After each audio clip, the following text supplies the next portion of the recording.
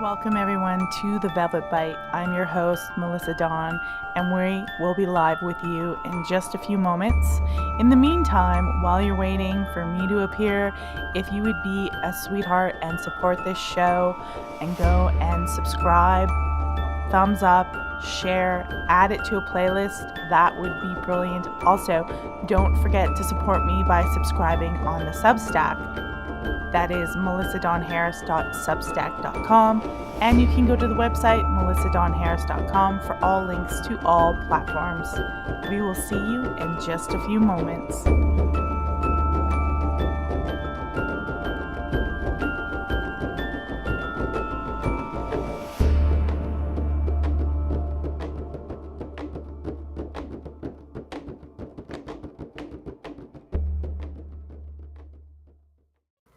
All right, everybody, it is Sunday, fun day. Yeah, that's right. We are talking about, I guess, a controversial topic today, but also a very fascinating topic. The topic of discussion, of course, is Aleister Crowley. And Crowley is how you say it. I'm going to try to say it the correct way. It's not Crowley, it's Crowley. I've been told that many times, so I'm going to try to obey the pronunciation. So welcome, of course, to the Order of Velvet Bite here, and we're going to explore a lot of different elements about Aleister Crowley, whether or not he was truly wicked, or was he simply just reflecting things of his age and all that jazz. We're going to go there. And of course, you can see, if you can hear the music, I have a little bit of music in the background. It's actually called Golden Dawn. I wrote it with Suno AI, just to have a little background music. And it kind of is representing that what I feel is going on in the time of Aleister Crowley and before is there where we have periods of rationalism in our cultures that gets transformed into periods of religion and spiritualism. You know, it's kind of like a back and forth pendulum. And so out of rationalism that happened in Europe and discovery and technology comes forth this period of spiritualism that begins to happen. And of course, you have a lot of these sort of colonialists, and England is the empire that, you know, the sun never sets on, that kind of thing. And with that, you have a lot of, oh, we got Gamer Jam here. Comment again. Anyways, Gamer Jam. Anyways, I'll get to Gamer James' comment. What I'm saying is that the colonialists are traveling, their kids, you know, they're getting wealth. We have all this technology. We have different ways, the steam engine, we have different ways of traveling. And we have a lot of these individuals, whether it's Madame Blavatsky or members of the Golden Dawn, they are traveling. They are going different places around the world. And one of the areas that they're going to is the East. Of course, they're going to the Middle East, they're going to Asia, and they are discovering. They're discovering something totally different to a austere Christian society, and this sort of influences their spiritual journeys. There's a lot of ideas about, you know, magic and dark magic and magician. Spiritualism is big. Some of it is fraudulent, some of it's hoaxes, some of it is, you know, just stage trickery, but Aleister Crowley considered himself the real thing.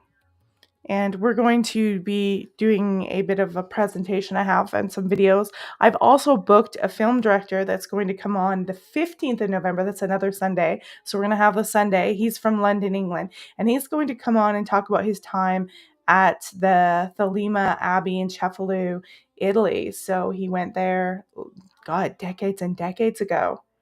And in the 80s, probably. He's an older Gen X, so he's going to come and share that with us and his ideas. So it's kind of going to be like a follow-up in a couple of weeks of Aleister Crowley. And so the question really is, and I mean, we'll get to all the publicity, we'll get to all the stuff, you know, the wickedest man in the world, and Satan, and the beast, and 666. We're going to analyze Aleister Crowley as a man, and, you know, what he was about and what happened in his life. We're going to come at it from that angle. I don't like. It's, you know what? It's too easy. It's such a low hanging fruit to come at it as, oh, Aleister Crowley is the demon. Aleister Crowley stopped at this building and sacrificed 5,000 babies, and now it's haunted. And, stuff like that. I've heard all of that stuff before. Most of it's not true. That's a low hanging fruit. We could come at it from that, but we're not going to. We're going to psychoanalyze. I don't know what you want to call it. Velvet Bite analyze Aleister Crowley and talk about what he is and what he isn't, and some issues with him, certainly because he was human, and so, he's a product of his time, and talk about what Thelema really is, what these traditions really is, rather than some evangelistic Christian telling you it's all evil, it's all demons, it's everywhere. Well, let's go to the chat first here. Let's go to the chat and see who is here. Welcome, Incognito. That's my husband. Usually he's traveling. He's gone by now on his trek, but he was late, so he's still here till tomorrow. So he's sitting here supporting, watching, commenting. Matthew Lee Embleton. Good evening, Matthew. He actually composed the theme song to this show, so check Matthew out at matthewleeembleton.co.uk, his website. He's got books. He does music. He is a very eclectic author, we'll put it that way. We got Jonaside running and doing his errands and tuning in. Thank you, Jonaside. Gamer Jane. He said the same thing in my last podcast, so maybe this is just his thing. But welcome anyways, Gamer Jane. Jonaside. Crowley rhymes with holy. Holy Crowley. That's right. Kirby, welcome to the show. Thank you so much. Kirby says that I hope you had a great Halloween. I did. We did a stream on Dark Shadows. It was great. It was fun. I'm not going to be here next week. I have to paint my house, so I'm going to be throwing up some clips from the stuff. I've got mini clips that I'll probably be putting on shorts when I'm reels when I'm laying there at night or whatnot. So we got that. We got Salem. Welcome, Gamer Jane. Again, yeah, you did, Gamer Jane, but I really appreciate that. It's a true commentary. I just, sometimes I can't remember anything, but I remembered your comment. So thank you. We got Dorothy in the house. Welcome to the show. All right. So thanks everybody for being there. Remember, thumbs up, save to a playlist, share, like, commentary. It helps grow the show. And we are streaming on YouTube, Rumble, Twitch, Facebook, and Substack. YouTube's probably the crux of things because it's just the best platform for this stuff. So, be sure to subscribe on the YouTube too. And then the Substack's important because there's articles there. You can support me on the Substack over there. I'll put the address up in a minute. We're going to be here. This is 2 sections. So we're going to start off talking about early Crowley. We'll take a break. I'll go get a drink. And then we'll come back for the second hour. And then we'll talk about Crowley, Thelema. As you guys may know, I have his diaries when he was in America. We're not going to go into depth. This is out of print book. We're not going to go into too much depth of anything of this. We're just going to cover the timeline. And my opinions of Crowley have changed. They have fluctuated over the years, but as I go older, I'm going to analyze him as a person, as a man, some flaws. But if you hear a lot of, people go on about how evil he was. I'll hear these same kind of evangelists say the media lies, but then they'll perpetuate and repeat media stories about him that they just said they lie. So a lot of this stuff about him is lies. He might have, kind of liked the infamous sort of PR, I guess you could say. He might have played into it a little bit. And there are certainly things about him that we can say, ugh, that's kind of gross. All right.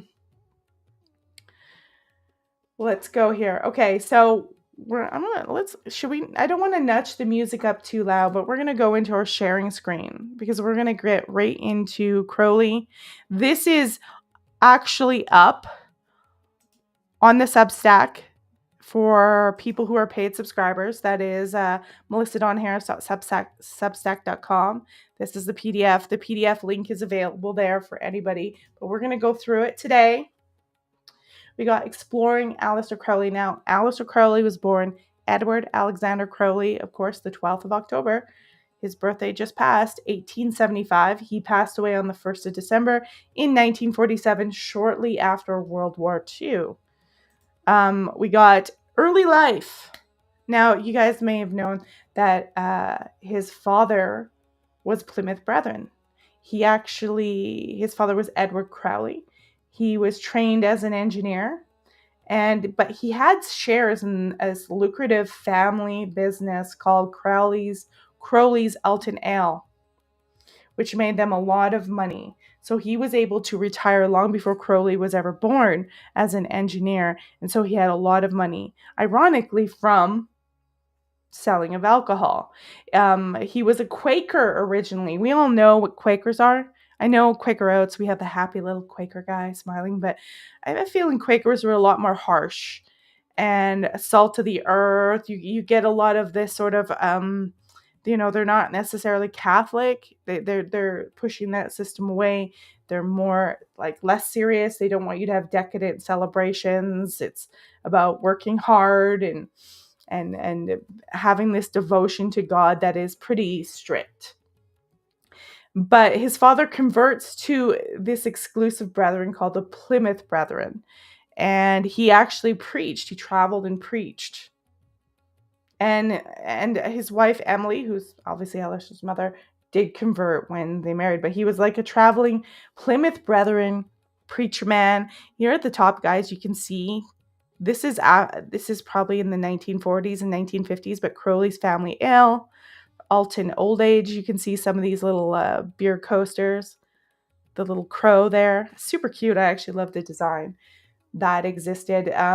He was, like I said, a traveling preacher, and he would preach the Bible and teach the wife and Aleister and all the Crowleys the Bible at breakfast every day. So you're thinking, wow, how did Aleister become, what happened? We'll get to that part. So when Crowley was 8, he was sent to an evangelical Christian boarding school. And I often wonder, in England, a lot of these wealthy families, their kids are born, they're very austere, they're very strict. Some of the kids are even wet fed by a nanny. Their parents aren't available to them. And then they ship them away to a boarding school. You got to wonder if they're not creating these strange dynamics that eventually happen, where they actually have little psychopaths. Not saying I don't think Aleister was a psychopath, by the way. I actually don't. Aleister actually considered the reverend guy who ran the school a sadist. He didn't like him at all.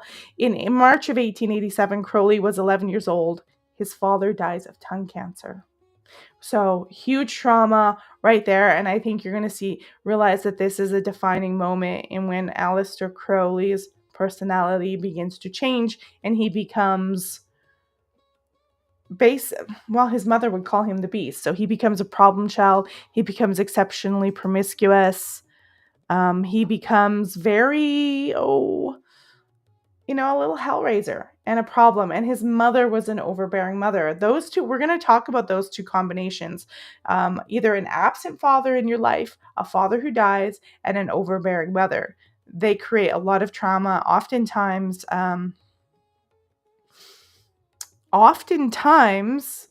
they are the precursors for men who become more adept to homosexuality. The CIA's done a study on this. Either where you're SA'd or sexually, something as a child, or you have this problem dynamic with your mother and either a weak father, non-present father, or a father who has died, some kind of trauma. Aleister's got all of those in spades. And so let's go into this a little bit more. He really adored his father. He loved his father a lot. He loved that his father's religious preachings. He hadn't a problem with this, but later on he starts becoming skeptical of Christianity. He points out biblical inconsistencies. He starts pushing against the morality. He becomes a hellraiser. And that could also be because he doesn't have a father to put him in line. He's got a mother who is unable to do that. She's unable to show him how to become a male because she's a female. That's another problem that happens. So he's, smoking, having sex with prostitutes at a young age. He's getting sexually transmitted diseases. He is, you know, excessively, well, I don't know, they say he's masturbating. I mean, if you're a Plymouth Brethren, any kind of anything is going to seem crazy, but he gets pretty crazy. He's sent to live with a Brethren tutor in Eastbourne, thinking that will help him. Crowley, from then on, he does develop some good habits: chess, poetry, mountain climbing, all stuff like that. He develops a vast interest in that. And then we have him transform into Aleister. It's at this time he really starts to come into his own. He doesn't want the name Edward Alexander. He's thinking Ed, Ted, Ned, like Alex. He doesn't like that stuff. And he starts getting in touch with pagan, Gaelic part of the culture in England. And Aleister is a Gaelic form of Alexander. And I think that is why he chooses Aleister Crowley instead of Edward Alexander or Alexander Crowley. He picks the name for himself and he transforms. It's almost like creating this false persona that he'll build on for years to come. So he says here, quote Aleister Crowley, "For many years I had loathed being called Alec, partly because of the unpleasant sound and the sight of the word, partly because it was the name by which my mother called me." So he has an issue with his mother big time, and this will play out in his life in the future. Edward did not seem to suit me, and the diminutives Ted or Ned were even less appropriate. Alexander was too long, and Sandy suggested tow hair and freckles. I had read in some book or other that most favorable names for becoming famous was one consisting of dactyl followed by sponde, as the end of hexameter, like Jeremy Taylor. Aleister Crowley fulfilled these conditions, and Aleister is the Gaelic form of Alexander. To adopt it would satisfy my romantic ideals. So he's creating a new persona, and I think that's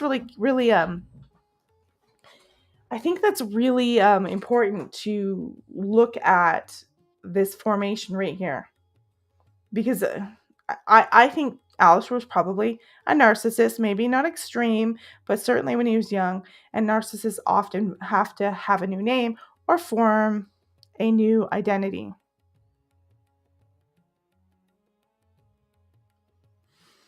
Anyways, oh, is this a good one? We got a comment over from who's advising me how to do Twitch, and I appreciate that because I'm not pro at Twitch. Just chatting category. I will do that. Anyways, thank you. So this is the basis where he is establishing this identity that he's going to fuel and grow as time goes on. So now you know. The Trinity College. October 1895, Crowley began a 3-year course at Trinity College, Cambridge, where he was entered for the moral science tripos, studying philosophy. He switches to English, though, and he's actually a really good writer. He's really good at English literature. Many of his poems start appearing in things like the Granted Cambridge magazine. He continues his mountaineering, going on holiday to the Alps, He is friends with Oscar Eckenstein, and in 1897 he makes the first ascent of the Monic without a guide. So he's heavy, and there was a lot of talk about an expedition he had on K2 where people died, and there was a lot of trauma, and everyone always makes it look like he's evil and he let them die, and it's again a fallacy. Because in mountaineering, you know that when you're climbing a mountain and something goes wrong, you can't. Oftentimes you cannot save the people that are injured or wounded or dying up top because everybody will die. It's that kind of mentality. Crowley. We're going to get into the mystical right there. That's just sort of the basis of who Crowley was. And this is ABC 123. I've got a lot of little articles that we're going to go into of his life. But he gets his first mystical experience when he was in Stockholm, Sweden, 1896. A lot of people are saying this is where he has his first same-sex experience. Sin recognized that he was bisexual. I'm going to tell you something that's interesting is throughout his life, he actually becomes less bisexual and more heterosexual as he gets older. But he does, as he's younger, have it's clear he has a huge issue with women. And people who have mothers they don't like, often contention will project that out onto women. They can't do anything about their mother and take it out on them, but they take it out on other women, right? It happens quite often.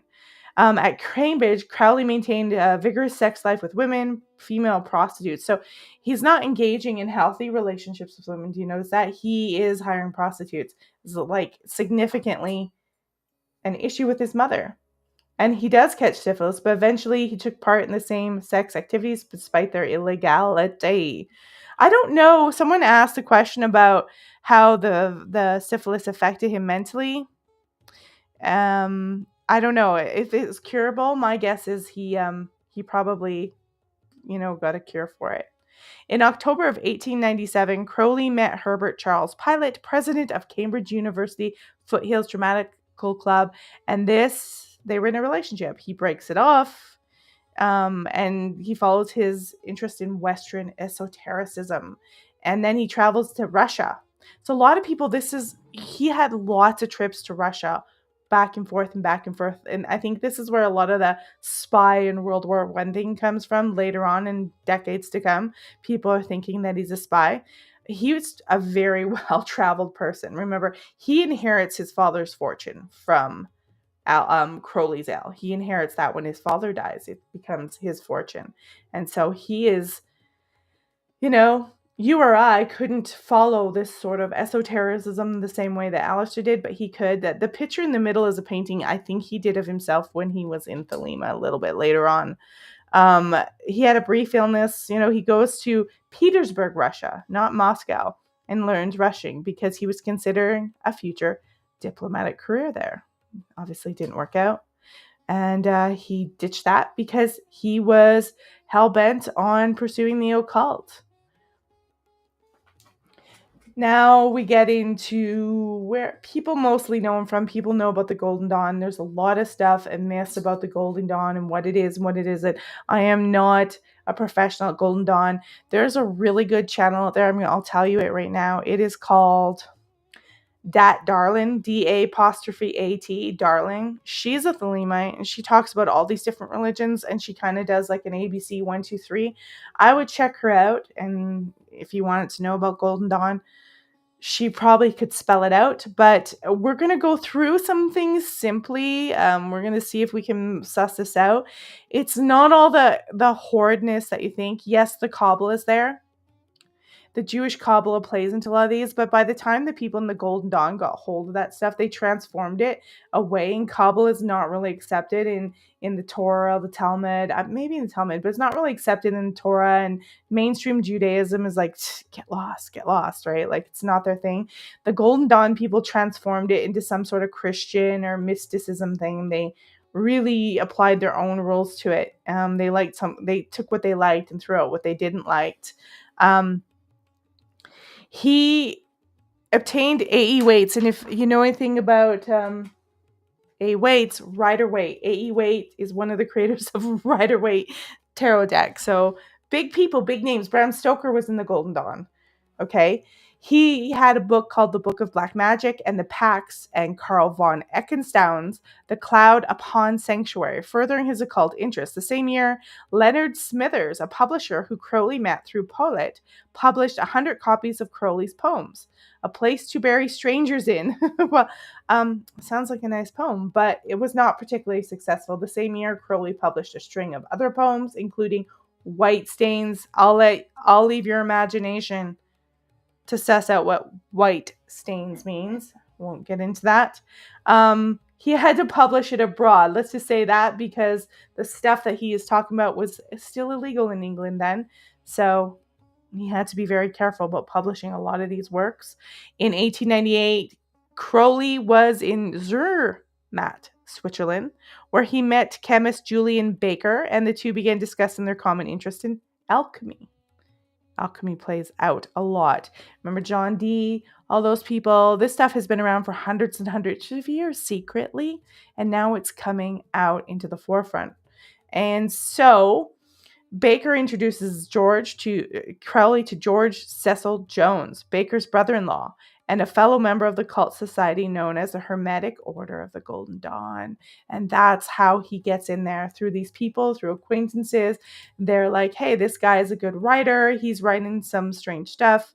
There's different layers. When you come into these kind of cultic and new religions, there's always different layers. And so he gets in the outer layer by 1898. The group's leader was Samuel Little McGregor Mathers. He becomes important because he becomes important in the future. The ceremony took place in the Golden Dawn's Isis Urania Temple, held at London's Mark Mansion Hall, where Crowley took the magical motto, and his name was Frater Perdurabo. That's common in a lot of these secret societies, and even in Mormonism, you get a new name, which he interpreted as "Brother, I shall endure to the end."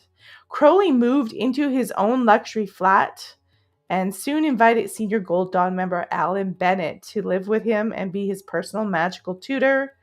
Bennett taught Crowley more about ceremonial magical and the ritual use of drugs. So this is the drugs start coming in. He was never he smoked cigarettes and stuff like that, but he was never like a big drug user.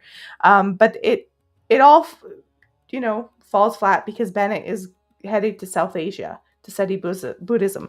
And you see this, like I said, you see this heavily where they're going to different countries and they're partaking in this. Even Gerald Gardner, we got a lot of his concepts for Wicca because he spent time abroad.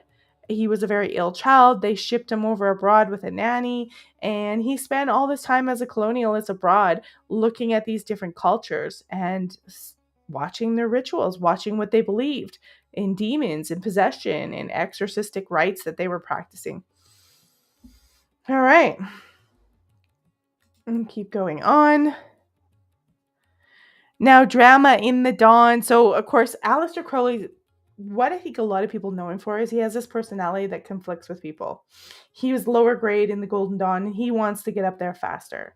He's unpopular in the group, and it's mostly because of his sexual lifestyle.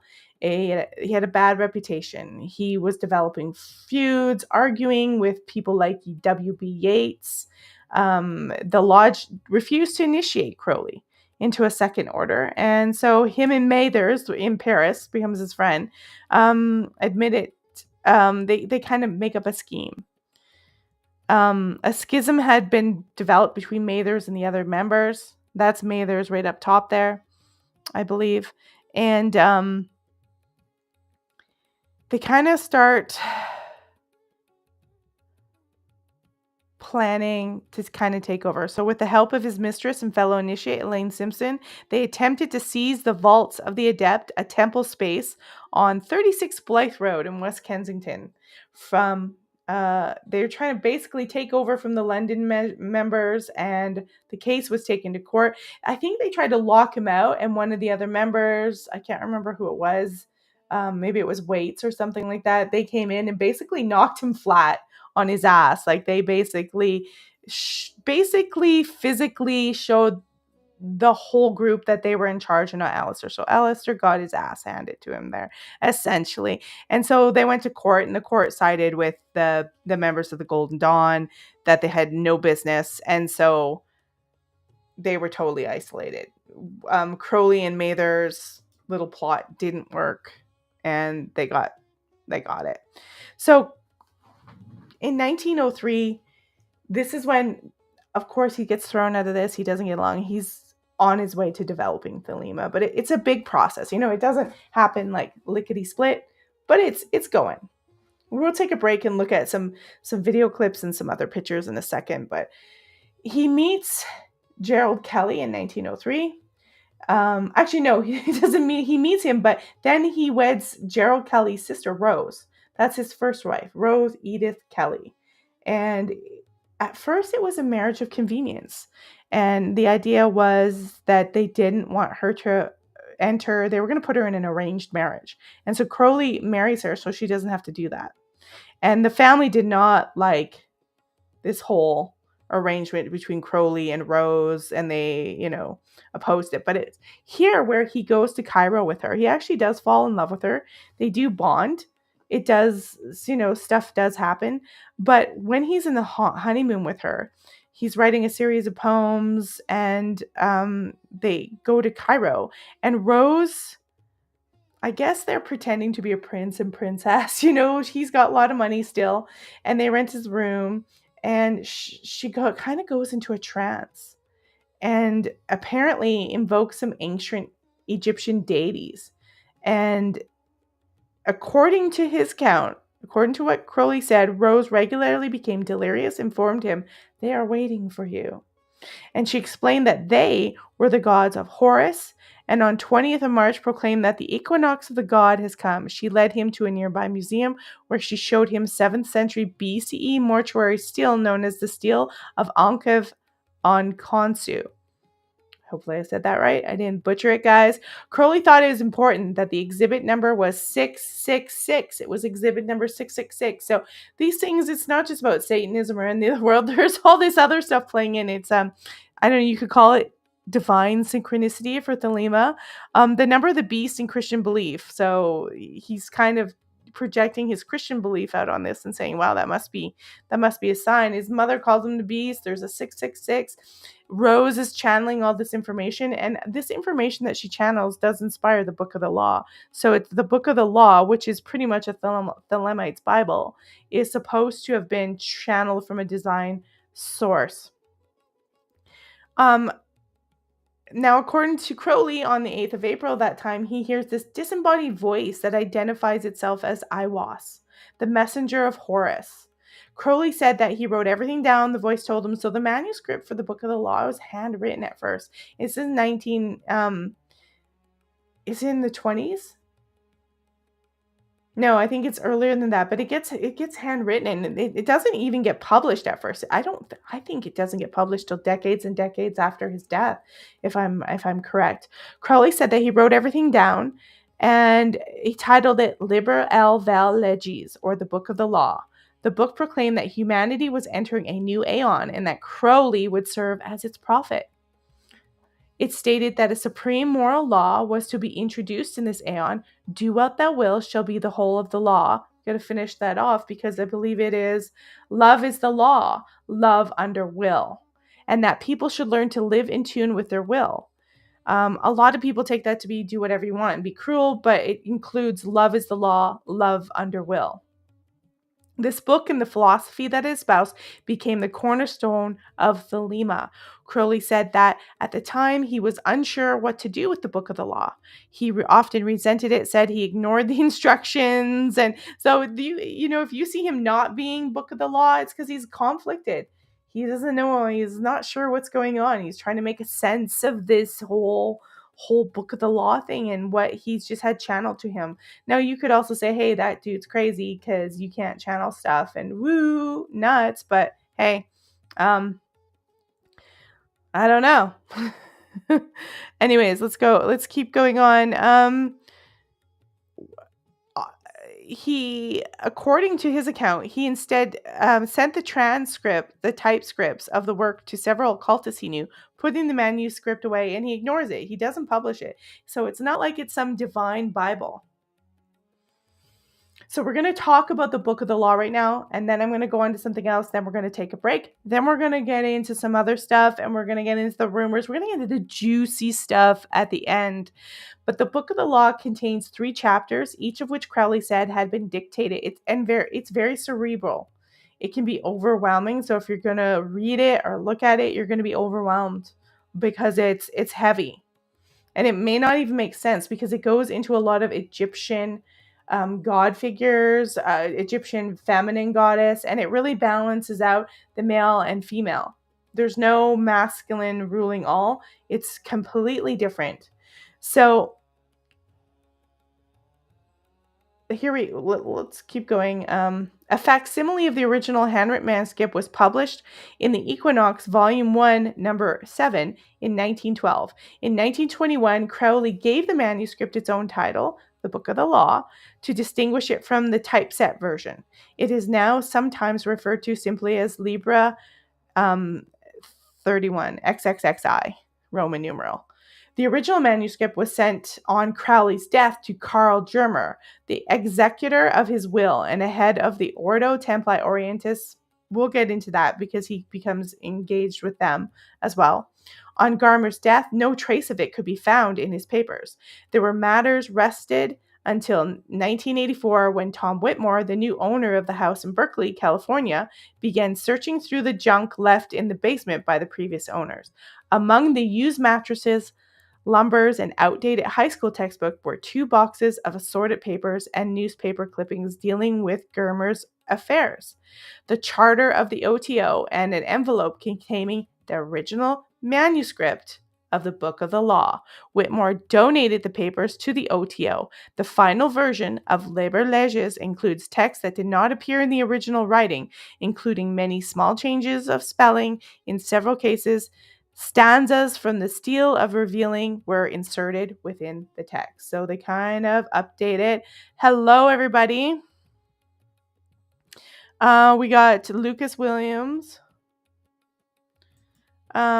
Pyramid Show 7, UFO Joe, and we have Jerry's in the room. Thank you guys for stopping by. So we've got that. Now we're gonna pop over, and we'll get back to this manuscript. We're gonna do the second. We'll do the rest of it in the second half. I'm gonna break it up here. We are going to share screen and. This is the girl I was talking about. She's talking about Thelema and the Divine Feminine. I encourage you to go over to the channel, but we're going to listen to a few minutes of her, and she's going to talk about this Divine Feminine right now. Specifically about the Divine Feminine within Thelema. So for those who are completely unfamiliar, very quickly, Thelema is a magical system that emerged during the magical revival of the Victorian and Edwardian period. It was really heralded by Aleister Crowley, a very, very important occultist in occult history who had a series of visions in Cairo, which became a channeled text known as the Book of the Law. Thelema is an entire system for mystical development and ascension rooted around the idea of true will and accomplishing the great work. Thelema is intensely syncretic, bringing together all of the ideas of the Western esoteric tradition into one, into a new force, a new tradition, a practice for the new aeon. And the Divine Feminine is a metaphysical principle. The Divine Feminine is something that has existed within every religion since the beginning of time, because the Divine Feminine is one of the key forces that makes up the cosmos. There is the Divine Masculine and the Divine Feminine. The Divine Masculine is the merciful, the Divine Feminine, the severe, the Divine Masculine, the generative, the Divine Feminine, the receptive, and diabetes, coronary disease, autoimmune diseases, and diabetes. Did you hear that? The Divine. My goodness. We gotta turn that down. We don't want to advertise for these people. Let's skip. You see the creation of the cosmos. The way that this works is that when things emanate down from divinity, there is force and form. And the form, the feminine, creates the force into something that can exist. When you look at the physical act of conception, and I know this sounds a little bit weird to use as a metaphor, but it is really the best way to explain it. When the masculine, releases, there are a lot of sperm, millions, right? But only one is brought into life by the egg, the feminine. The feminine culls and rejects all that is not valuable and then creates something new. If there was only the masculine, there would be no structure to the universe. The feminine is that structure. Femininity allows things to be brought into one thing, brought into reality, and formed into something that exists. Now, when we in our culture think of femininity, we think of a very specific cultural idea of being like soft and gentle, but that is not the reality of the metaphysical feminine. Within metaphysics, it is a force of nature, and there are many different archetypes that the feminine appears in, many different forms and many different ways that it allows the universe to have this basically restriction that allows it to exist entirely. And within Thelema, there are sort of two main feminine forms that outline the role of the divine feminine within the paradigm. Many people falsely believe that Thelema is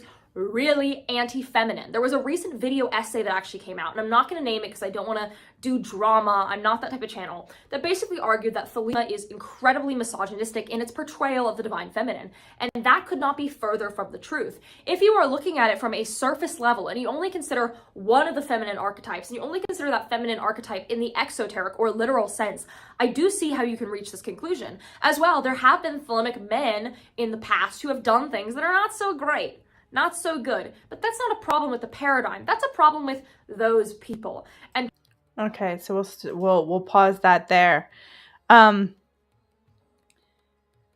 She's just referencing the sort of idea of divine feminine and those natures. She also goes on to talk about something really important that you see missing in Catholicism. You know, you have a Trinity in Catholicism, and they will talk, about Father, Son, and the Holy Ghost kind of thing, the Trinity.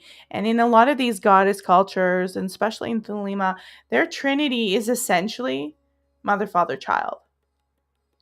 Male, feminine come together. That's the magical thing, and they create something that nothing else can create. They create life. That is the magic. That is how it should be. That is what it should be in the church. I imagine that's what it might have been long before the Romans took over and whatnot. I imagine it might have been there somewhere. And Mary's supposed to be this goddess, but it's weird and distorted in the church. It's very weird and distorted. So it was interesting to listen to her. That's the channel I was talking about. Very interesting stuff on the feminine, because I have an article that I actually wrote, and I asked the Thelema about the Scarlet Woman. Excuse me. And the Scarlet Woman was supposed to be the counteractive to the 666, the kind of beast figure where she tamed the beast kind of thing. And so it was that kind of nature. And it seems like we'll get into him exploring Thelema, but it seems to me that what we've got is, Aleister Crowley probably had some behavior, some personality problems at best. And a lot of the things that people were saying about him as conflicts, I mean, we see that we see that totally in normal daily life. I mean, people have drama. God, go look on Twitter. Aleister Crowley would blush at the garbage that we have out there today. Anyways, yeah, Aleister Crowley would blush at that. He'd be like, "What's going on? These people are crazy, crazy." Okay, and a lot of people want to kind of focus on Aleister Crowley. As this demon and devil, and he had it labeled. He had a lot of these feminine archetypes with masculine in the religion. I'm not saying he practiced them perfectly. I don't think any of us could, but he's formulating it, and he's let's just say an early settler here. He's coming into this thing against Christianity, and he's meeting Eastern religions that have different views, have different concepts. And of course, what you say and what you do and what the religion says and what the religion does are two completely different things, of course. All right. So we're going to take a little 5 or 6 minute break. I'm going to come back in. And when we come back, let's just switch this here. We're going to switch this back to the presentation, but we're going to get into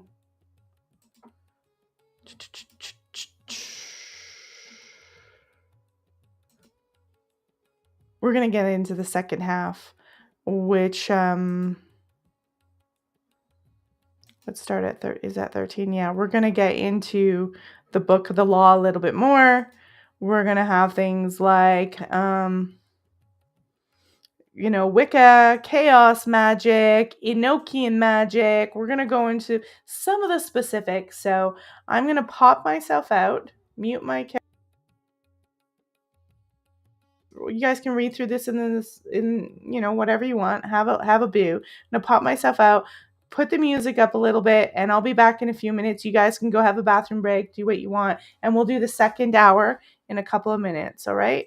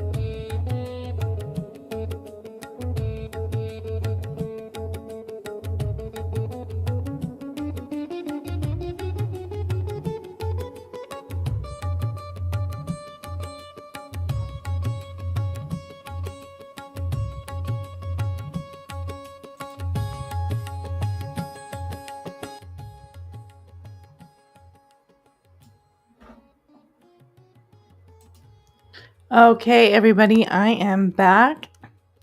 We're going to continue with Aleister Crowley. We're going to get into different religions, the Book of the Law. You know, Thelema and the way that Crowley operated was he's absorbing all different religions in there. He kind of looks at himself as reviving paganism, but he's not really. He's taking things a very similar way that Gerald Gardner did, and he's making a new system, really, a new system. Excuse me, I just sneezed there. That's the whole thing about going live is like you can't control that stuff. When you sneeze, you sneeze. That's how it goes. But he's really creating a new system in how he sees it. But I think Crowley understood that he also was projecting his own shadow out. He talks about these, mentions this. A lot of these communications could be his own projections. So it's not like Crowley's not aware that this stuff happens, that this stuff exists, and that this could happen in channeling. So it's something like if you're looking at this stuff to be aware of. And I know there could be people who are into Christianity and who are, think that all this other stuff is evil, but you always have to watch out. Is that a projection of you? Is that just a projection of something inside you, some kind of fear, some kind of shadow? And I think Crowley became aware of that throughout his life. That he always had to kind of question a lot of things. So back to the Book of the Law. We kind of talked about that in this context to get a little more depth. We already read that part. So in the first chapter of the Book of the Law, the Egyptian goddess of the night sky, called the Queen of Space, Crowley calls her the Lady of Starry Heaven, who is also matter in its deepest metaphysical sense, who is the infinite in whom all we live and move and have our being. The second chapter is spoken by Hadid, who refers to himself as the complement of Nu, my bride. So he's a complement. As such, he is the infinitely condensed point, the center of her infinite circumference. Crowley says of him, he is eternal energy, the infinite motion of things, the central core of all being. The manifested universe comes from the marriage of Nut and Hadid. Without this could be nothing. When I talked about the male and the female coming together for creation, that is it right there in that paragraph. That's one of the essence to creation and the Book of the Law in those chapters. That's what the Book of the Law is coming about and talking about. This perpetual marriage feast is then the nature of things themselves, and therefore everything that exists is the crystallization of divine ecstasy. So that's where the whole sex magic stuff starts coming in with this idea. And I mean, it's simplistic. I mean, that's the point of marriage, to continue procreating. He sees the expansion and development of the soul through joy. The third chapter in the Book of the Law is spoken by Ra-Hur-Kut, a god of war and vengeance. So we're getting, and when I did that show on all the different realms of religion and the different eras of religion, war comes into it because of what? War comes into things because of agriculture and land, the concept that you have to protect land and protect your agriculture. That's where war shows up. And that's how these goddess cultures become polytheistic cultures. Okay, so it's also identified as the kind of god of war, as Hur-Par-Krat, the crowned and conquering child. Crowley sums up the speakers of the three chapters thus as we have Nuit, space, Hadid, the point of view, and these experiences congress and so produced Heru Raha, who combines the ideas of Rahu Kut and Ra-Hur-Par-Krat. The book also introduces people to, this is cut off, I think, the Beast, 666, the Mega Therion, the Scarlet Woman, and the Ankh af Nkosu, the historical priest associated with the Steel of Revealing. Now, I don't know what all these rituals entail. You have to go kind of look at it yourself, because I'm sure they entail a lot. But that's the essence of what you believe. Now, I was looking at a lot of people talking about Thelema, we'll come back here, and they were like, you can do it your way, because the whole point Aleister Crowley was always talking about in all the documents I have just read in the past couple of days is that, it's about your will. So he didn't really want anyone running around and worshiping him, to be quite honest. That's why he called it Thelema and not Crowleyanity, although he jokes about Crowleyanity. Always have to remember this guy is a joker. So when we look at stuff that have been declared about him, we have to decide whether he's serious, whether he's real. Is he exaggerating? Is he making it up? Is it a joke? Is it sarcasm? Because quite often it's sarcasm and people take it literally in our world. Right? But Crowley didn't want people worshiping, because it's supposed to be, do what thou will. The will is the law. Love under law. It's about love under law and doing the thing, your purpose coming on this planet, not what a system is forcing you to do. He's literally like against the system. A system that's forcing you to be a certain way, that's against your deepest, not even desires, innate ability, the urge that's pushing you forward. And so I doubt he would want anyone following him exactly. However, there's a lot of flex room in how you believe in Thelema, but you do have to hold the book of the law, those 3 chapters and those concepts. You do have to hold those concepts to be Thelemic. That's how I understood it. I've got so many articles about him to talk. We've got, we're going to get into the Abramelin ritual he did and all these myths, but let's get back to the Enochian magic. Enochian magic, when you think about it, you might think John Dee, Queen Elizabeth, but when these guys were going back into magic and traveling all around, one of the elements that Crowley came across was Enochian magic. So in 1909, Crowley and Nuremberg, his friend, traveled to Algeria. The picture on the bottom is a little postcard of Algeria at the time. And remember, guys, this is 1909. There could, most people are horseback riding it, okay? It's rougher times. He was touring the desert from El Ara to Amulé and Busada and then Dele Adin, with Crowley reciting the Quran to fortify himself against growing feelings of awe and dread. During the trip, he invoked the 30 athers of Enochian magic. So I don't know where he originally learned it, but he's using it. He had his friend record the results, and he later published in the Equinox as The Vision and the Voice. I actually do have a sample of Crowley's voice that I'll play for you after I read this. We'll get to hear exactly what Crowley sounded like. It's, remember when we went from recorded to talkies? Yeah, Crowley's voice doesn't actually sound wicked at all to me. It's kind of interesting how sound and can change the whole gamut of perception of a person. Anyways, following a mountaintop sex ritual here, the Enochian magic, Crowley also performed an evocation to the demon Corozon involving blood sacrifice, and considered the results to be a watershed in his magical career. So this is the stuff to me that gets a little bit weird. He returned to London in 1910. I don't know what they mean by blood sacrifice. If they took some of their own blood, I'd be shocked if he killed somebody, because there's been these claims that he killed 150 boys. He wrote that in his book, but what he was actually doing was he was being sarcastic. He was talking about masturbation and semen. It was his way of saying, I sacrificed all those boys, or 150 kids. He was talking about that he basically ejaculated and was masturbating. Sorry for the censors, YouTube. I don't know how else to say that.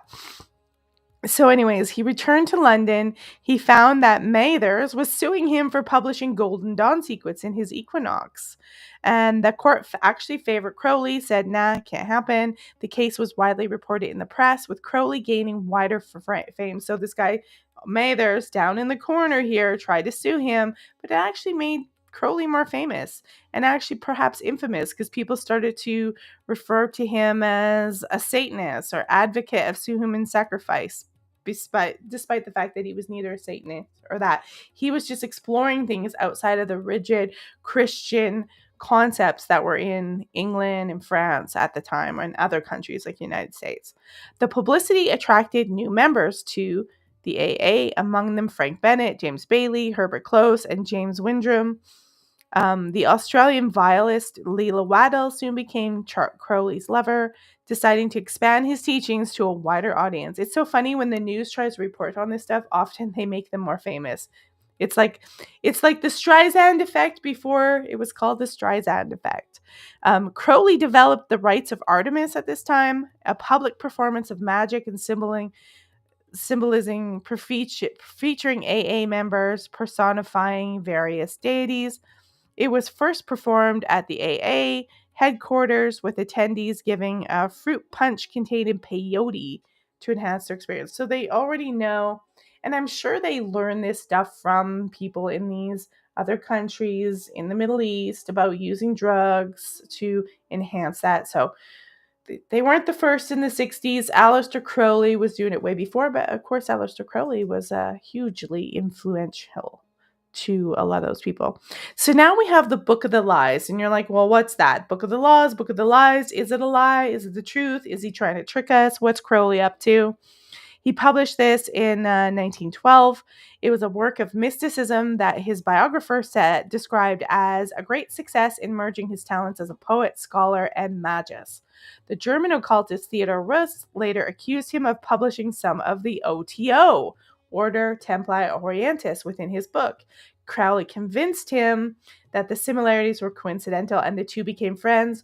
Royce would appoint Crowley as the head of the OTO's British branch, the Mysteria Mystica Maxima, MMM. And at the ceremony in Berlin, Crowley adopted the magical name Baphomet. The Christians must be losing their shit right about now. And was proclaimed Supreme Rex and Sovereign Grand Master General of Ireland, Iona, and the Britons.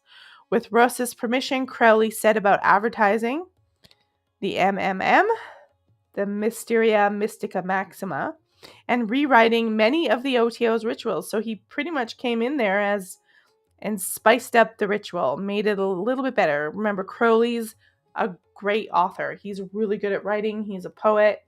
It's his strong point. Crowley had incorporated his Thelema elements that proved controversial in the groups. Fascinated by OTO's emphasis on sex magic, Crowley devised a magical working based on, not normal sex, it's a back-end sex. We know the Crowley's homosexual oriented or bisexual at this time. And he incorporates it into the syllabus for those OTO members who are initiated into the 11th degree. Now, look that up. I don't know if the OTO pushes that today. I don't know if they're that things. I think that was a projection of Crowley. I would be surprised if they pushed it, but look that up and let me know if you find that out. In March 1913, Crowley acted as producer of the Ragged Ragtime Girls, a group of female violinists by Waddell, and they performed at London's Old Tivoli Theatre, and they went to Moscow. This is why people think he was involved with, like I said, with World War II and all that stuff, is because he was in Moscow just before the war broke out. They think he's a spy for the British Empire. I don't know. Apparently, while he was in Moscow, he had an S&M kind of relationship with the Hungarian Annie Ringler. He also, in Moscow, wrote plays, poetry, Hymn to the Pan, the Gnostic Mass, a Thelemic ritual that became key part of OTO liturgy. Churton suggested that Crowley had traveled to Moscow on the orders of British intelligence to spy on revolutionary elements in the city, which, there was, we won't get into the horrendous revolutionary stuff that was going on and the horrific stuff they did to the royal family there. That's not for this episode, but he was there just before that time where things went down. In 1914, in January, Crowley and Newberg settled into an apartment in Paris. This is his Paris years. Actually, shortly after, I believe he comes to the United States. He actually is traveling all over Vancouver. 1914 to 1920. So he's in Paris here, but he actually comes to the U.S. not too long after that. Working a period of intense ritual involving strong drug use. So the drugs are on at this point. I'm not a fan of using drugs for that kind of stuff. I think you should be able to do it sober. If you can't, well, what's the point? Because the irony is the drugs kill your brain, wear your brain down. So you can't function without it, right? Now, one of the questions in the audience was about the syphilis, and they said they didn't have the cure in 1895. I actually looked it up. We'll take a pause here. I looked it up, and they said that Crowley, they're not sure that he wouldn't have been able to cure it because the cure wasn't available to the 1940s, but that he was probably using things that dealt with the symptoms and kept them at bay. And it goes through different phases. And so the insanity phase is really at the end. So perhaps it took him a while to get the insanity phase. And who knows? He could have been doing all these crazy drugs and all that such stuff, and it could have helped stave it off or made it worse. We don't know. But he lived the rest of his life with it. So if you had something with Crowley, you probably got syphilis. All right. Nuremberg, his friend Nuremberg distanced himself from Crowley, and they got an argument. And then Crowley puts a curse on him. Oh, Crowley. Always doing. Now, we're not going to spend a lot of time on Cefalù, Italy. This is 1920. We're skipping almost 6 years. This 6 years is in this book. He was in the United States, and he was practicing, I think it was out of a house in Connecticut. His actually ashes were buried in the United States, believe it or not. He is buried in the United States. John Simmons and Kenneth Grant. But this book here dictates this 6 years that we're going to skip right here. We're not spending a lot of time on Cefalù because my guess that comes in a couple weeks, we're going to get into the time at the Abbey. We're just going to basically acknowledge that he was there. It was a small house. A lot of myth came out of Cefalù, Italy. He was essentially accused of all this stuff that didn't happen. He thought of it as almost like a health retreat. They were advertising it as a place to come for your, to get off of drugs. And they were doing that by giving you other drugs, by the way. But they were literally advertising as a health retreat. And they were doing things like yoga, and there was just a lot of crazy stuff going on here. They were accused of, sexual activity in front of children, fecal matter eating. One of the guys died there, but the newspapers lied about like a lot of sacrifice and pet sacrifice. The newspapers say the guy who died there died from drinking ritual blood. It wasn't true. It didn't happen. He actually went out in the back and drank water from a stream that was contaminated. He was told not to. And so there's a lot of crazy stuff going on. But what's really funny is he's considered evil. People really start writing about him as the wickedest man in the world at this point. And then, of course, Mussolini says, get out of my country, because apparently Aleister Crowley is more evil than Mussolini. I think people would right now would actually counter argue that, but that's what they say. We're going to go into this with Gary Parsons when he comes on the 15th. So it should be interesting. We won't spend too much time on that. Boo! But we will get into the media tabloid. And I'm actually going to see if I can... I've just got so much here. Let's go and listen to Crowley first. Actually, let's turn this music off. Let's listen. This is a little poetry thing called La Gitana, and you're gonna get to hear Crowley's voice right here. Check it out. Roses from the dew fall every dog, the sorceress enchanting from the paladin in trance. In the starlight as we wove us in a web of silk and steel, immemorial as the marble in the halls of Boabdil, in the pleasance of the roses, the fountains, and the yews, where the snowy Sierra soothed us with the breezes and the dews.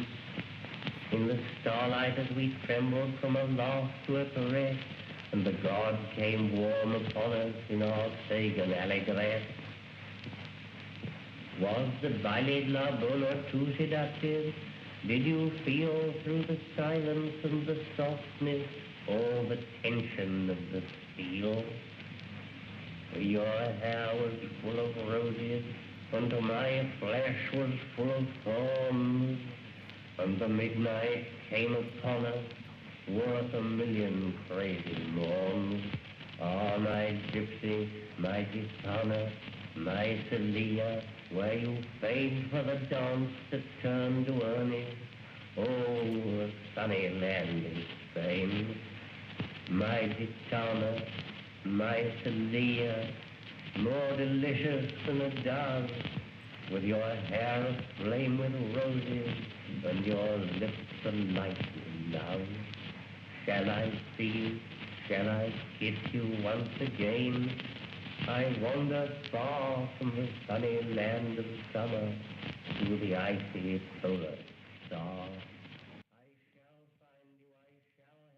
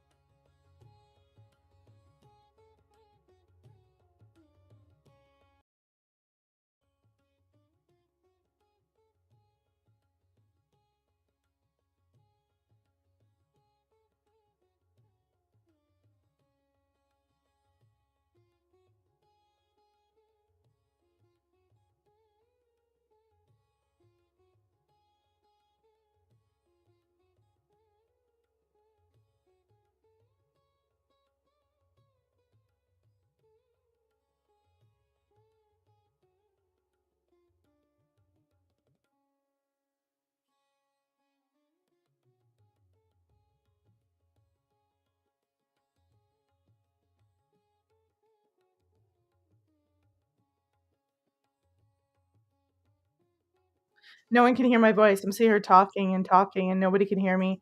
How the heck did that happen? Oh, you know what? I think it's because I have too many buttons to kind of press. So, anyways, I'm back. It's because things got disconnected. My headphones got disconnected. That got disconnected. So I hope you guys enjoyed the audio of Crowley. I honestly need someone to run this stuff because I've got like 20 tabs, 15 this, and somehow that got muted. So, anyways, I was talking about the Thelema, kind of wanting to kind of get rid of Crowley in modern times because they see him as his blight. And it's due to a lot of his own faults, his own problems. We'll get into it. It's his own faults, his own problems, his own issues mixed with, a sort of easy look.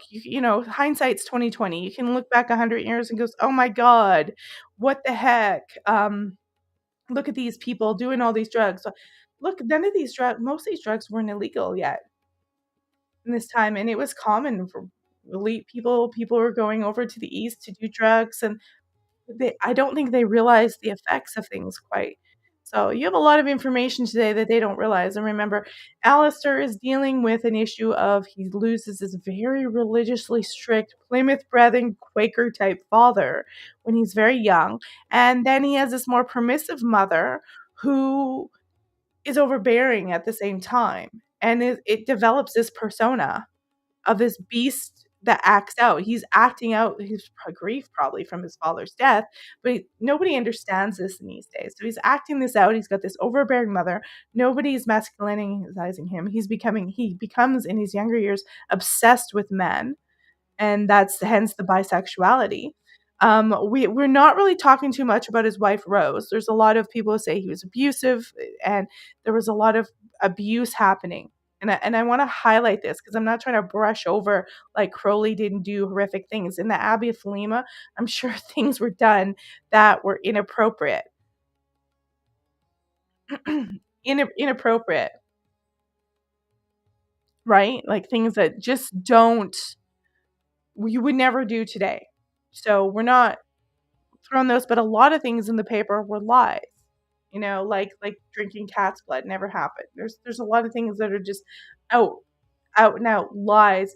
So you've got these elements, and in my article, I write on him. Was it Leela Waddell or was it? He has many. He's pursuing these women as this as a narcissist would. I think he definitely had narcissism. He's pursuing this ideal woman, but he's projecting this anger of his mother that he doesn't probably isn't aware that he has onto other women, but he's looking at this ideal Scarlet Woman. So he goes through women and it looks like a misogyny. It looks like grotesquerie, right? It doesn't look good to people today, but at the time in his mind, he's looking for Scarlet Women, and they're participating. It's not obviously what you want if you want to have a healthy family dynamic or anything like that. I'm not saying it's ideal. It's just understanding the dynamics of that personality. And I think it was Lila Waddell who, in the end, she renounced him. She liked Thelema. She remarried, but she renounced practicing his behavior and whatnot. And I think as he got older, he had a son. He had a son who actually didn't want anything to do with that kind of identity, but he became more onto women and less about his obsession with men. Perhaps inside this was all his journey and he dealt with some of his issues. I don't know. But he has a son and he was there for his other children had died. Not because he did something to them, because medically, children died easier in those days of bronchitis, of whatever infectious disease was out there.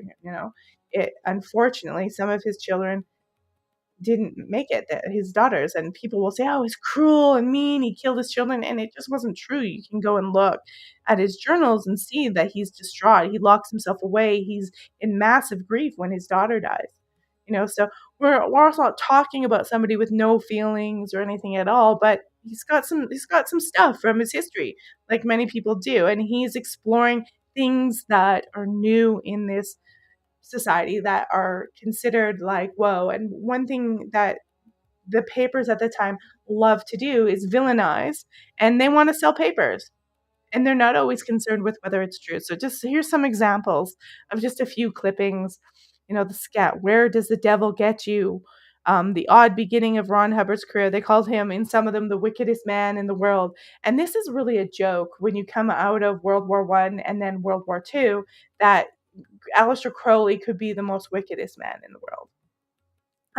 The media's portrayal of Aleister Crowley was nothing short of a moral exorcism. Early 20th century newspapers, this is the tabloid newspapers, they were invented just before Jack the Ripper, and they had a heyday. They made tons of money.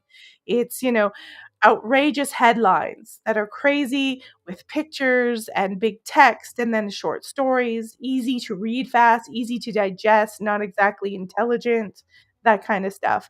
Tabloids they said he was the embodiment of Satan. They seized on every sexual rumor, every drug-fueled experiment, branding him the wickedest man in the world. What the press omitted was intention, Crowley's symbolic use of transgression to dismantle hypocrisy. Instead, they wove a gothic caricature that mirrored society's own shadow, the fear of liberated will, of desired unshackled from dogma. In demonizing him, the media performed a kind of ritual of their own, sacrificing the magician to preserve the illusion of moral order. And we know a lot of those Christians behind their moral order are hiding some crazy stuff. We all know, especially the higher ups. You can know it here with Mormonism. You can point to any of these religions. This doesn't excuse any weird behavior by Crowley. He's obviously responsible for that. But it's funny how the media and society picks shadow figures to kind of project their own shadow out on. Very, very clever. Okay, so Abramelling ritual. This is one of the rituals that people go on and on about, is the Abramelin ritual that he did at Boleskine House. Now remember, he had Boleskine House for a while. By the time he did this ritual, He actually, when him and his wife Rose separated, she had serious alcoholism. Some people say it was because of him and he was abusive. I'm not sure about that. But they divorced. They actually remained friends after they divorced. They were friends. He let her live in Boleskine House with their daughter.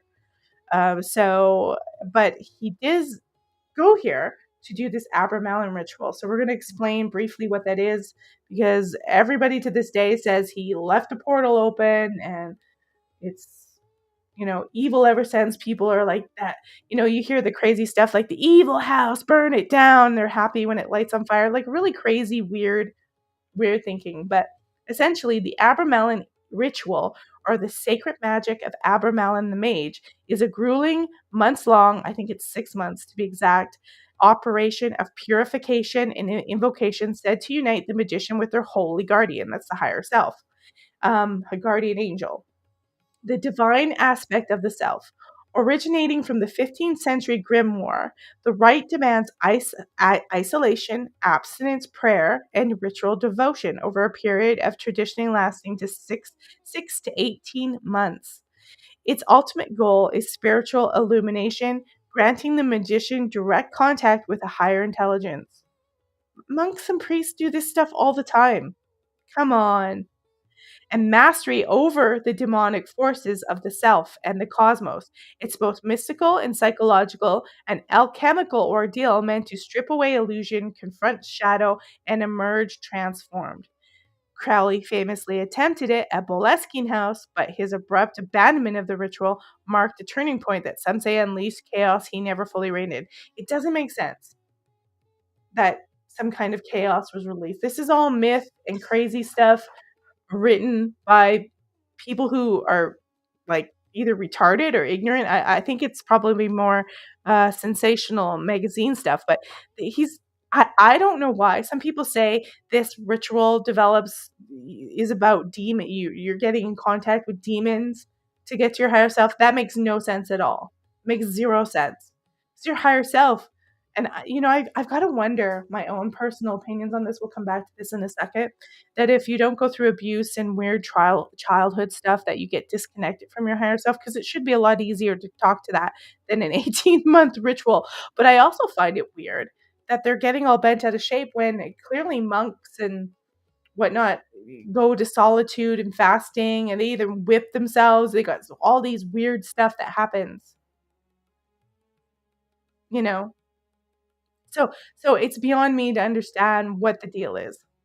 But that's the Abraham ritual that he did, and he abandoned it because one of his friends over in France kind of contacted him and said, "Hey, I need your help." So he got up and was like, "Oh, okay. Higher self be damned. I'm out of here." And we got a nice little shot of the Boleskine house here, and it was on Loch Ness. There it is. That's it. When it was good, it's by the time now. One of the things, Jimmy Page is famous for buying it. By the time Jimmy Page, um, purchased it, was ramsackled. It's been lit on fire. I don't know if it's lit on fire. It caught fire, and so I don't know if they're renovating it now or not. I was gonna show you a video of Thelema Abbey, but I think I'm gonna wait on that till the 15th. I'm gonna wait on that one. So let's continue on. Wicca and chaos magic. Now, the first picture here is Austin Osman Spare, and then we've got Gerald Gardner, two people that Crowley knew. It's 6 degrees of separation in the cult world. So Aleister Crowley's influence seeps into nearly every corner of modern occultism, though often disguised beneath new symbols. Gerald Gardner, the founder of Wicca, was a member of Crowley's Order Tempi Orientis and borrowed liberally from Thelemic philosophy, ritual structure, and the invocation of dual forces, male and female, god and goddess. That was originally Crowley. Crowley's dictum, "Do what thou will, shall be the whole law," evolved into Wicca's moral tenet of, "And it harm none, do what ye will." Decades later, the current chaos magic, which Austin Osman Spare, I believe, kind of did, would resurrect his split in another term, rejecting fixed system in favor of will, experimentation, and personal gnosis. Both movements, in their own way, inherit Crowley's central rebellion that the divine is not a doctrine to obey, but a force to be realized through the magician's own will. It's a force that goes through you, that you have in yourself. The Gnostics said it, and trust me, Christians do everything they can to get rid of the Gnostics teaching. John Connor says, I wonder if this house overlooks the actual Loch Ness. I don't know. You should Google Earth it and see. There's lots of videos of people going out there and checking it out. So you can find that on YouTube. There's a lot of YouTube videos. But here you have these two types of magic. They're all incorporating this, maybe because it feels like there's a certain truth to it. Maybe there's a certain element of truth that happens with what Aleister Crowley is saying, because Aleister Crowley himself is gathering things from all these different cultures. He's gathering from Egypt. He's gathering from the Middle East. He's gathering from India. He's looking at Oriental Buddhist sort of practices. He's teaching at the end of his life. He taught yoga a lot to people. Like, he's literally a yoga instructor. Everyone's like, what, that evil guy? And that's probably why Christians are like, don't do yoga. Don't do it. Don't be Aleister Crowley. Crowley and the Nazis. Now, a lot of people say he supported Hitler. It's very interesting stuff. So a lot of people says he was a spy in World War One. There's a lot to that he may have actually been a spy in World War One, and a lot of people are saying he was pro-Nazis. Now, there's a lot of people who were pro-Nazis back in the day. I actually want to do a show about that, because I think history is much more complicated than what they told us. And because if you don't know about history, the Bush family, George W. Bush, they funded Hitler. So no one talks about that very much.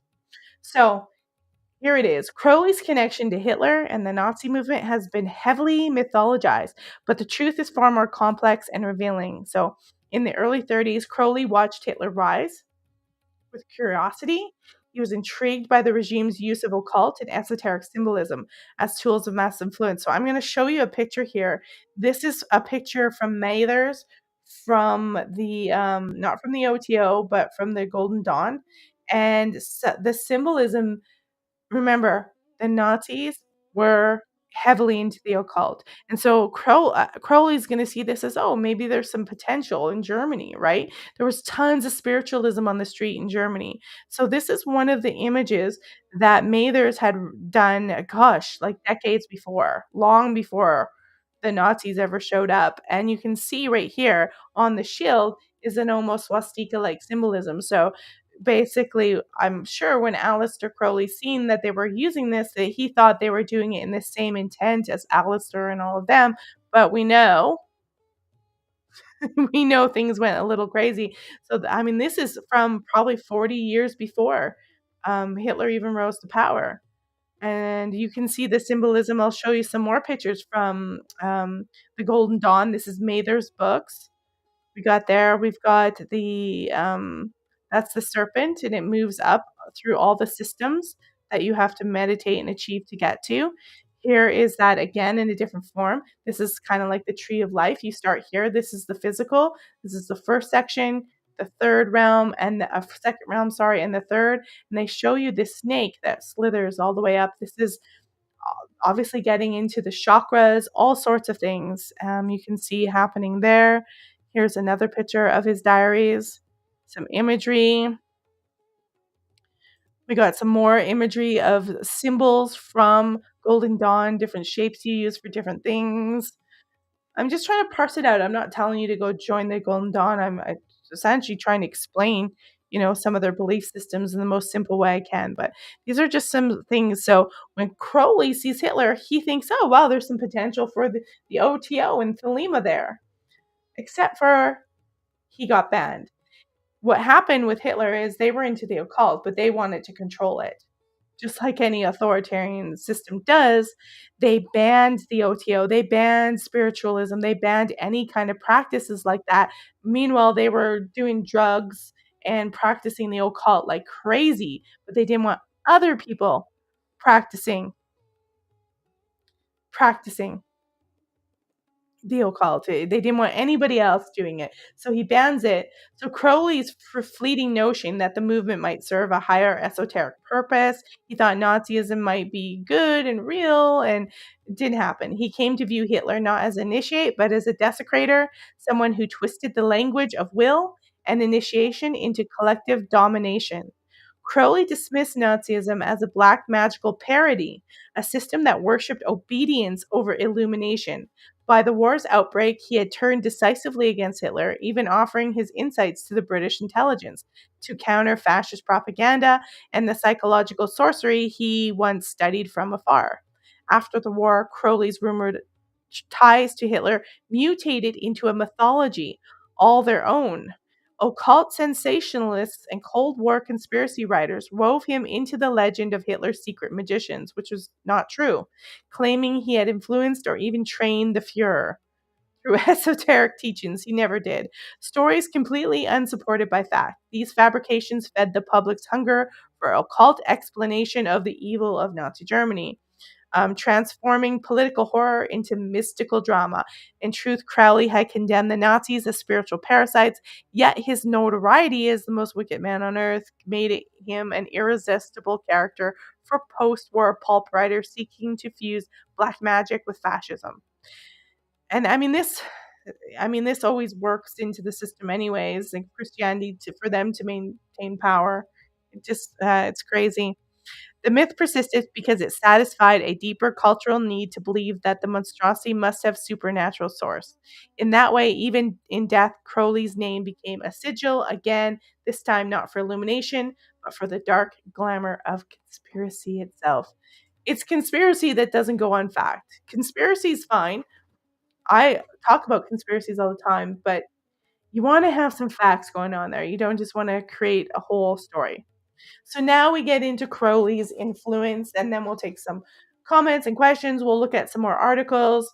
We can see that Crowley's stretched far beyond what he thought he would. The religion of Thelema has expanded and influenced. Like I said, a lot of the original manuscript wasn't even available for decades. Crowley has a deck of tarot cards called the Thoth deck. I don't have any pictures of that. He actually had wanted to design a Ouija board, but it never came to fruition. He liked the idea of Ouija boards, so he wanted to design his own. That never happened. Rock icons like we show here, David Bowie, Jimmy Page, Ozzy Osbourne invoked his name. The Beatles did. We got him right there on the covers of the Beatles, Sgt. Pepper Band. His philosophy of will and self-deification echoed through the counterculture movements from psychedelic revolution to modern-day self-help mysticism. Even today, traces of Thelema can be found in pop spirituality, fashion, and digital occult revival, each retelling his myth in the new guises. I guess you consider my show Digital Cult Revival. Crowley remains the archetype of the modern magician, part philosopher, part scandal, entirely immortal through influence. And the sad thing about Crowley right now is there's like a lot of watered down versions of him in the new age. Law of Attraction is kind of one of them, the way they've watered that down. And so Crowley's legacy, filtered through the decades in raw occult edge, was steadily polished into something more palatable by the masses. So if you want more numbers, it's got to be kind of faking gay. I don't know, I guess. Thelema's demand for radical self-realization softened into a language of manifestation and personal empowerment, where Crowley was about a radical self-realization, like a real dark night of the soul, crazy, let's get this done. Now, I think with, drugs being banned, and I'm, by the way, not telling anyone to do drugs, but with a sort of political correctness and everything, just being merged into this system, you kind of gotta, people are doing it in this really sweetly sickened way. In this sanitized form, Crowley's rebellion became self-help slogans. The Magus was recast as an influencer, the ritual as lifestyle brand. Yet beneath glossy affirmations and mindfulness mantras, his current still pulses the idea that the individual will is divine, that reality can be reshaped through intent, What once was ritual magic is now algorithmic mysticism, guys. This is great. The beast has gone digital, smiling behind the mask of self-optimization. What do you think? I don't know. Um, I think I've got something to add to this that I put there. I don't think it's just that it's watered down. It's that life is easier. Life was hard, a lot harder, even though Crowley had lots of money.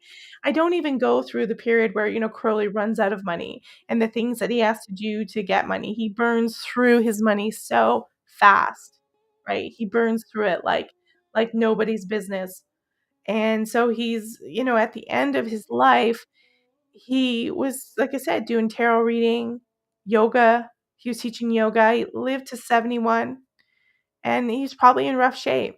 He and perhaps it's just that whole realization that drugs affect you. Drugs break down the brain. Drugs break down the soul. Drugs don't necessarily get you enlightened. I mean, if you're doing too much of it. I want to do a show on Alan Watts, and not next week because we're going to be off, but the week after. And one of the things that Alan Watts, who was a philosopher, same thing, East meets West, but he was more in the 60s and 70s, said when he tried acid, and I would agree with him, is that, he got the call, he picked up the phone, and then he hung up, and that was it. He did it once, and he was, as for that, he was like, yeah, I didn't want to keep doing it. Although he was an alcoholic. But it's kind of like balance. So maybe Crowley had to learn balance, and maybe he wasn't able to. Maybe there was a lot of contention. Like I said, his person. There's so much out there about him. It's hard to decide what to say in a show. It's like, what do you say? I don't want to encourage people because I know there was probably issues and abuse and grotesqueries happening, but he was a hardcore guy. Like, he's hardcore. Hardcore. Let's see do we have a quick. Yeah, let's do this quick one. This is of the Abbey Thelema. There's also, I mean, people are writing about this. I just want to show you this. Aleister and Adolf, the symbols that control us. It's why I didn't want to do this show on it's not I'm trying to get it to that one, but it won't switch it. There we go. Should switch it now. Nope. Okay. Remove. Now let's do that again. And we'll share it again.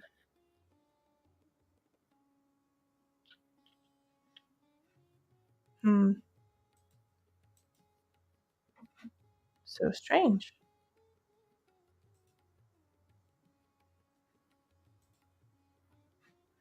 All right, let's see if we can share screen. I don't know why it wouldn't let me do that.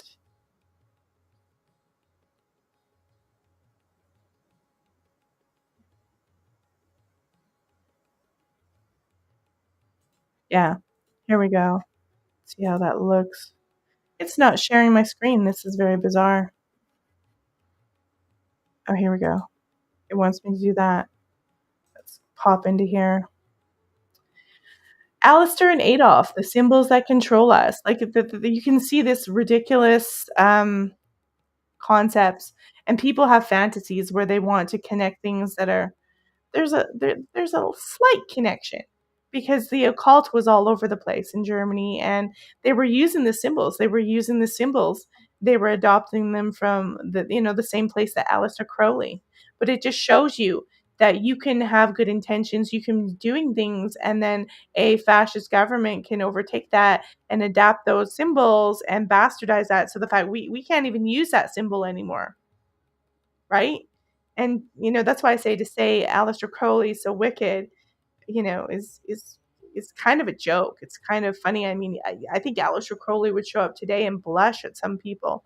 John Connor says Crowley was living proof that his spirit may have been willing, but the flesh is weak. Absolutely. If you, it's almost like there was part of him that just wanted to abuse himself. when you go look at where he came from. He's coming from extreme Plymouth Brethren, father dies, problems with the mother. There's almost this sense to do yourself in.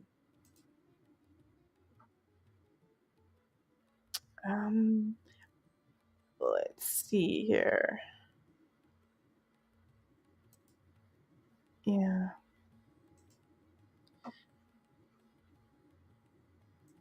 This is the press reader. They got some errors in there. They call Aleister Crowley mystic, philosopher, author, poet, controversialist. There were few taboos that the so-called wickedest man in the world did not explore. So there's also a book that he's done called Confessions of a Drug Fiend. Like he fully admits that he is a drug fiend, that he used drugs for that purpose. People talk about how he was addicted to heroin, and he was. He got the heroin at a dentist. They would give people heroin at dentist appointments in those days. There was no regulation of that kind of thing or understanding, really. All this stuff that we take for granted today was really in its infancies. So they were all the ultimate explorers. It says Crowley's concept of vampirism differed from the fact that of Hollywood horror films. To him, vampires could feed on mental energy. So he originated the psychic vampire idea. He probably got it from the cultures in the Middle East and in Asia.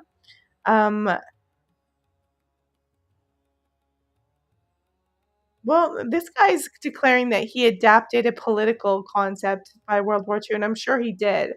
I'm sure he had to. And same against Hitler, he adapted like an anti stance. But look, if you got to be careful if some big war is going on and you're supporting the enemy, big problem. It's called treason, right? Even though our countries start wars when there's really no enemy these days. So I'm gonna pop this article up in the I'm trying to get it, the link. And they just keep giving me press reader link. I guess you could go there and check it out, but it's this guy's article about Crowley. I'm not going to read the whole thing.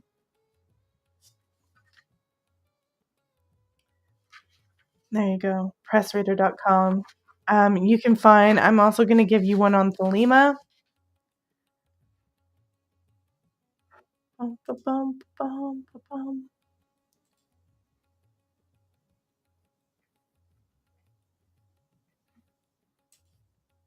close that one out. Sorry, just taking a boo here. There's so much out there, like I said, about Crowley and who he was, and there's one of the most ridiculous things. Actually, I'm going to see if I can find it now. You can find paranormal groups investigating Aleister Crowley.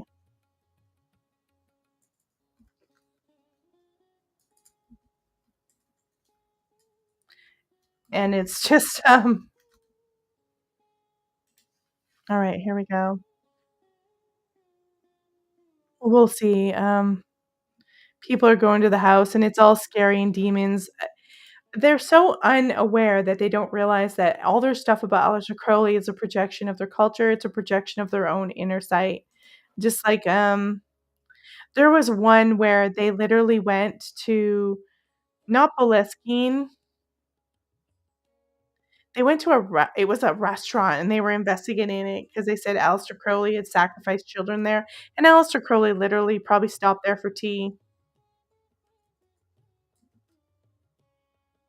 Let's see if I can find that. It was hilarious. They're like, "Aleister Crowley, are you here?"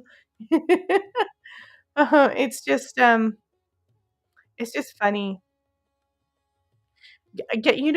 One of the other groups that were big on Aleister Crowley was Blondie. And I'm going to put a link here. She got her band member, Gary Lockman, big into Crowley, and he lectures on Crowley as a magician. Or is he a monster? Is he God? Is he a magician? Like, what is he? So if you type up Gary Lockman, that's Lachman, you'll get a lot. He talks about it, and she of all people got him in. to I can't find the video anymore, but there was this one, they kind of, it was like they were like, haunted, um kind of, oh, I don't know, what could you call it, like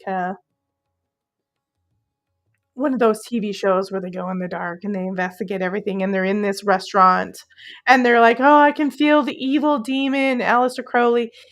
I felt like saying, "Are you fucking jackass mad? Like, are you nuts?" Like, the guy stopped there, had tea and a biscuit. I don't know what, 100 years ago. I don't know what it was, but a long time ago. And now it's haunted by the demon. And they're trying to say, this fake ass psychic's like, I can see him sacrificing babies here, because of course he joked that he sacrificed 150 children a day because he was joking about masturbation. You see how dumb and ignorant these people are, and they're ignorant, and it shows their. Yeah, it was like Ghost Hunters. It wasn't Ghost Hunter though, but it was like somebody on YouTube was trying to be like Ghost Hunters or something.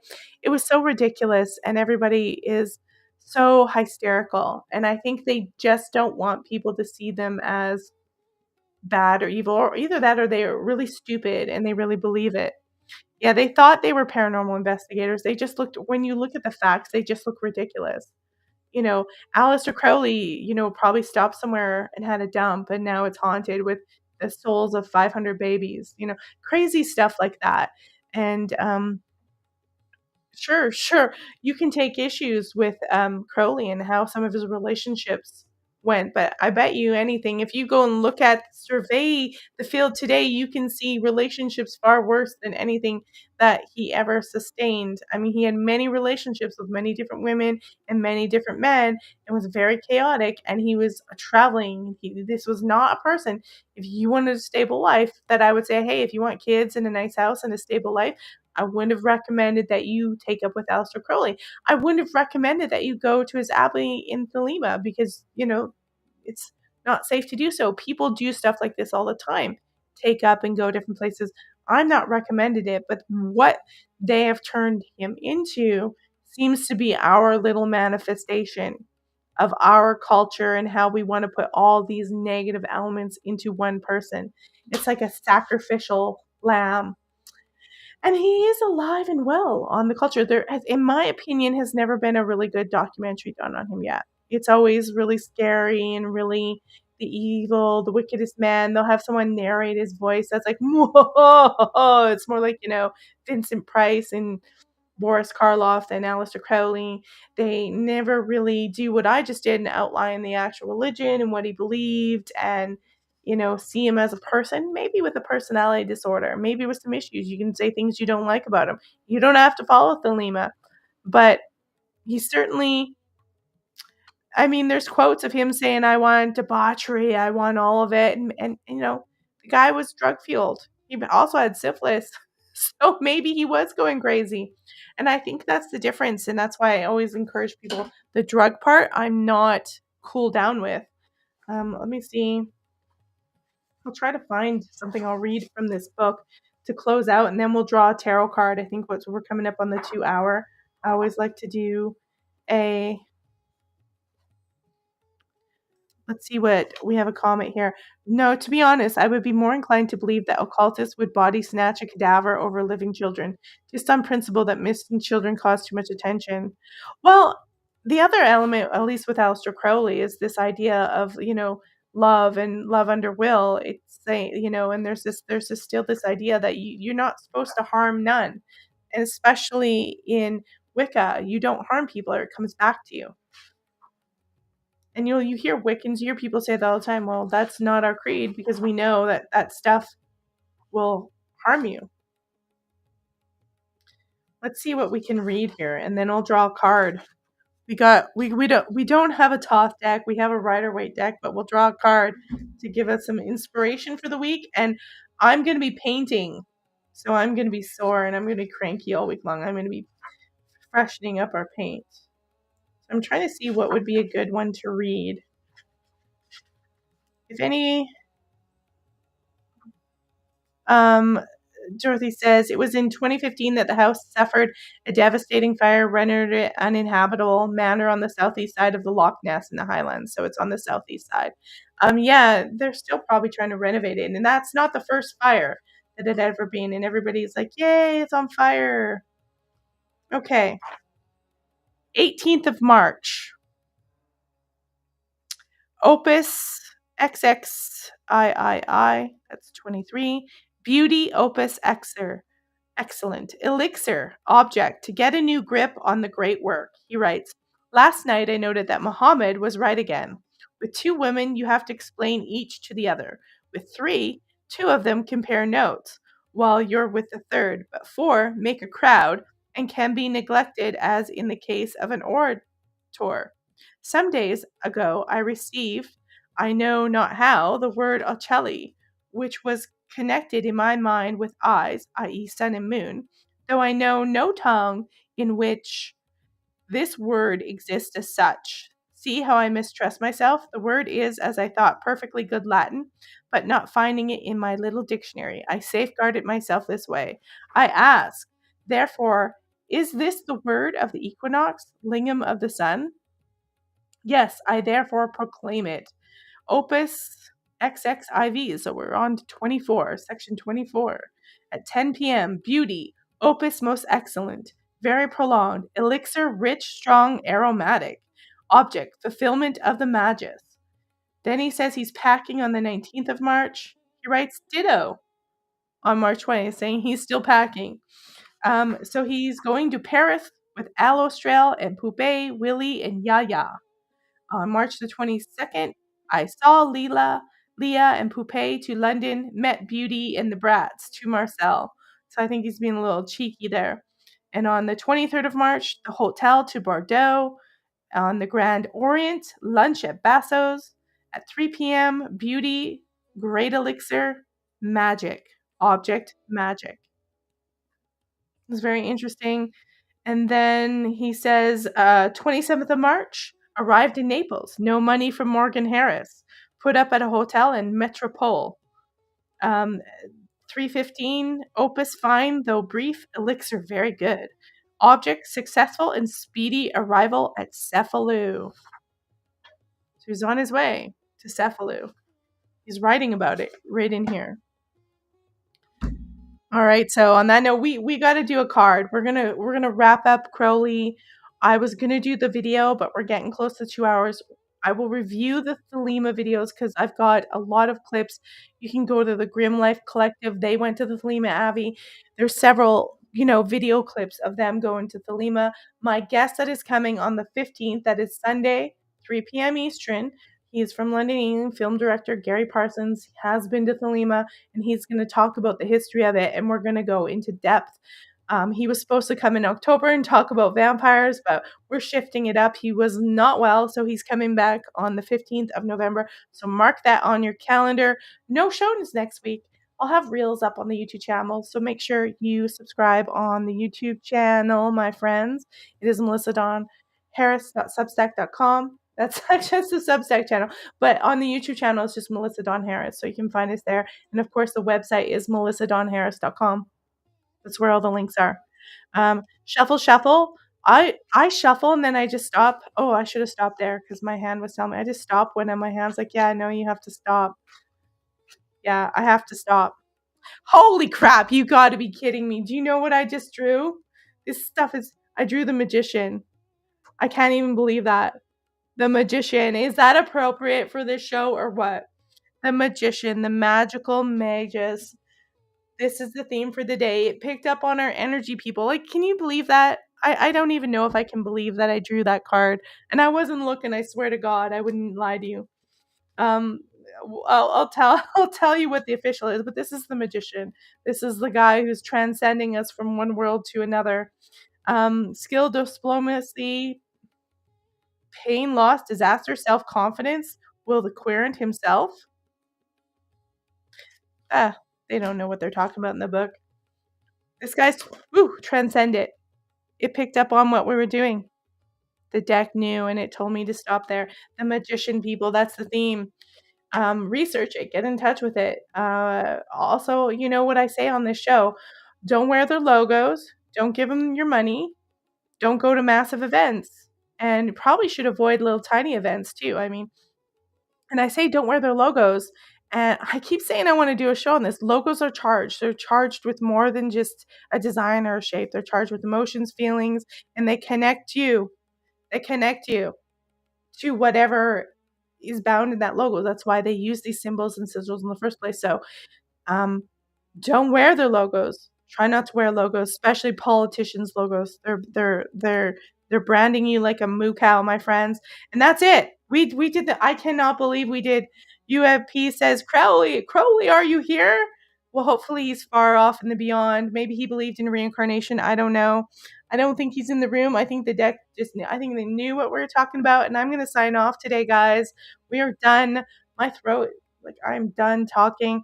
I'm going to go make some meatloaf, get some stuff ready. My husband has to leave tomorrow, so I'm going to go spend the rest of the day with him. And I thank you guys so much. Remember, subscribe, share, like, comment, help the channel grow. melissadonharris.substack.com. Go subscribe over there. Free articles at melissadonharris.com. That is the website. We will see you after next week, but I'll have reels out. Trust me, I'll have little mini clips out during the week.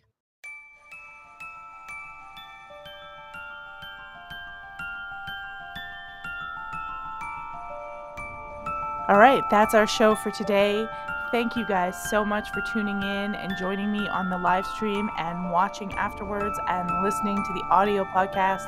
Remember, you can support the show by subscribing on the YouTube channel, giving it a thumbs up, putting some commentary in, sharing it, saving it to a playlist. And you can also support me by subscribing on melissadonharris.substack.com, either a free subscription or, even better, a paid subscription. I appreciate everything you do, and we will see you next time on The Velvet Bite.